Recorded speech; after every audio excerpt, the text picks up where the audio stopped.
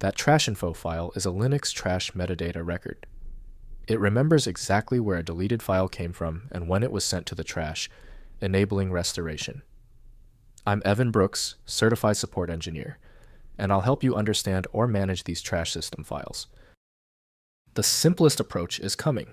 We will talk about a powerful third-party TRASHINFO file inspection utility that extends its support to hundreds of different file types. TRASHINFO files are metadata files in the Linux trash system, storing the original file path and deletion timestamp for each trashed item. They enable the restore function in file managers by recording where deleted files should be returned when recovered from the trash.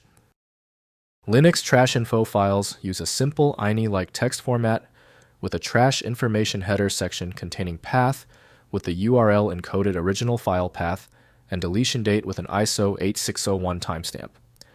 They are stored in local, share, trash, info, alongside trashed file data. The tool most commonly used for creating TRASHINFO files is Linux desktop environments by generic open source. Windows displays only generic icons, indicating a need for specialized software. Windows may block editing attempts because changes can lead to system failures. Start by right-clicking the TRASHINFO file and selecting Open with Test Linux Desktop Environments. First, if it's installed. If you don't find it, pick any other option. Some TRASHINFO files are very particular about the opener. If you cannot access the TRASHINFO file, no problem. To truly fix this, let's review the why, the top technical reasons this specific TRASHINFO error occurs on your system. First, understanding the format. Open the TRASHINFO file in any text editor to view the original file location and deletion date. The path field shows the URL-encoded original file path, and deletion date shows when the file was moved to trash. This metadata enables the file manager's restore function. Next, restoring files manually. To manually restore a trashed file, read the path from the TRASHINFO file and move the corresponding file from blocked local, share, trash hot files back to the original location. Delete the TRASHINFO file after successful restoration to keep the trash metadata consistent. Finally, emptying trash.